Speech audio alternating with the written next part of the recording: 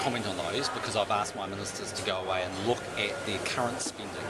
I mean, I think we need to acknowledge the government spends around about $70 billion a year, so there's a lot of areas where we can nip and tuck a bit to take some waste out of the system. We've done a lot of that over the last 2 and a bit years, but we need to do better because in the end the government has to stop borrowing as much money. If we don't, quite frankly, New Zealand will be downgraded and interest rates will go up for all New Zealand consumers. So what have you seen since the budget policy statement that's led to your announcement today? I mean, it was only December where the statement came out saying $1 billion. Well, I think the first thing is we are acknowledging the international environment is changing, and I think we saw that when Standard & Poor's put New Zealand a negative outlook because of what was happening, particularly in Spain, which has a debt profile quite similar to ours. And secondly, over the summer break, we kicked the tyres on a few areas where we thought maybe there would be some savings. And I am confident that we can come back in some areas. We can campaign again on those, or at least tell New Zealanders what we're doing, because they'll be part of Budget 2011. But in the end, I think the public will respect us for taking the tough decisions, but the right decisions for New Zealand. Is health and education ring fence though? I mean, can you say to New Zealanders that you won't touch the health budget, that you won't touch education money? Yeah, for the most part, they are. I mean, they're going to consume the bulk of what will be the $800 or $900 million that we spend. If we can find some additional savings on top of that, we can be even more successful than we're talking about. That may give us more money to reprioritise, and that's been a device that we've used. We've reprioritised around about $4 billion worth of expenditure over the last couple of years anyway. But you can see, I mean, we are really increasing new spending by a fraction of what the previous government did. We know that's difficult, we know that puts pressure on the system. We've reduced the size of the core bureaucracy in Wellington, as I indicated in the speech. There'll be more to come in the next few weeks detailing where other changes will happen there. We've got areas like welfare where we're looking at reform. We've got other areas where we're signalling change, and they're all structural changes that over time will hopefully release capital.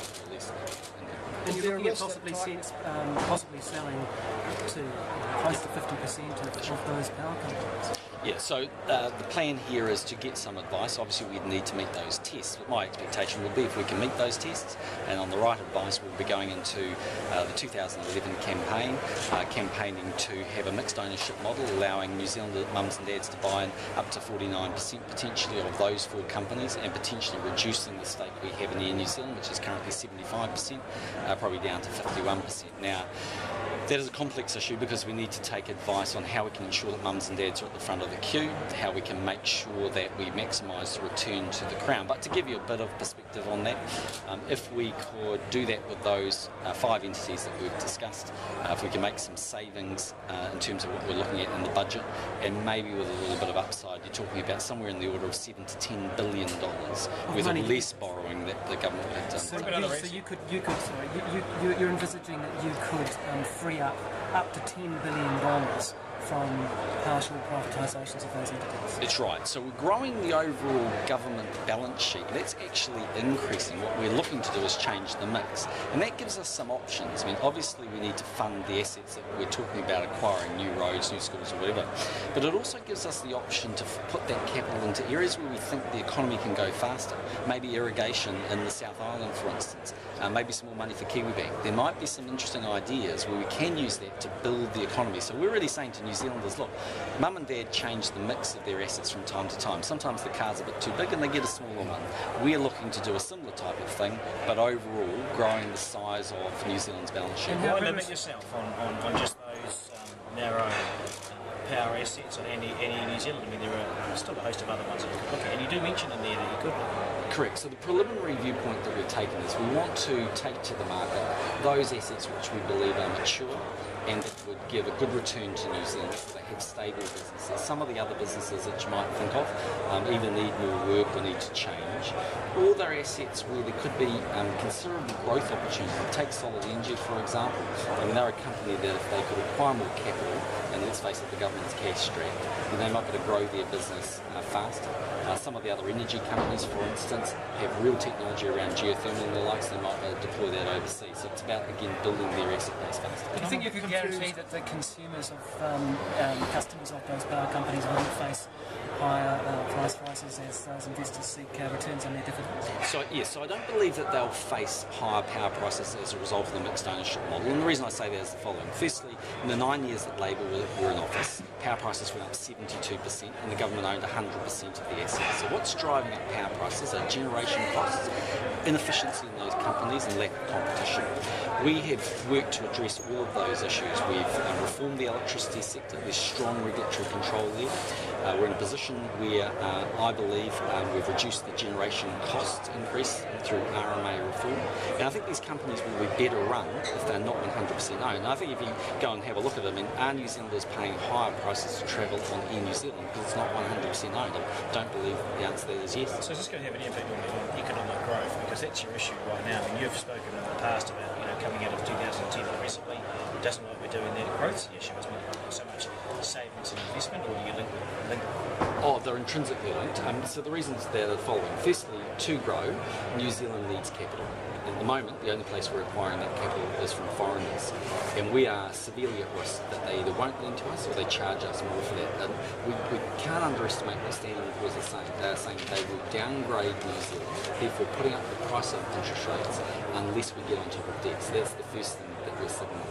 The second thing is by, I believe, taking some of the measures I've indicated in that speech but not fully fleshed out, we can have a more efficient New Zealand. Again, that will help growth. Third thing is if we borrow and invest. Lastly, let's say if we change that asset mix, you can potentially invest in areas that will create more jobs faster for the economy. So it's only wealthy New Zealanders that can really get involved in your plan today, because if you're on the bones of as a New Zealander, you're not going to have spare cash to go and be able to invest in a company you already thought that you had an investment in.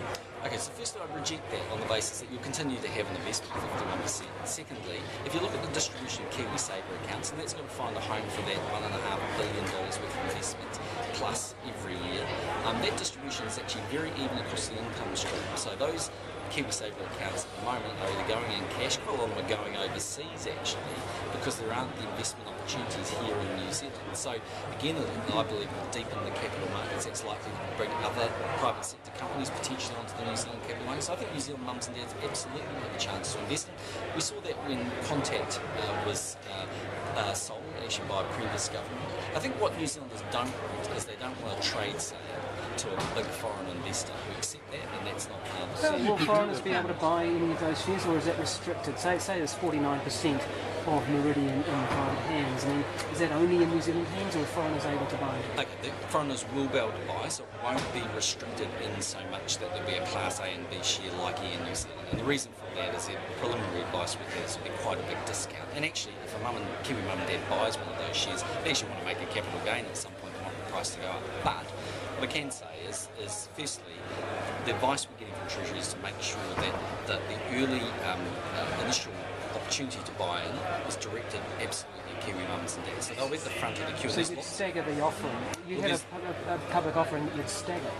Well, again, there's lots of ways we can do that. For instance, there might be a discount to mums and dads, a more expensive price than a foreigner wanted to buy. That's first. Secondly, we effectively build the book, if you like, so who gets those shares. I'd say those shares are likely to be oversubscribed, so we can again work on making sure that's the case.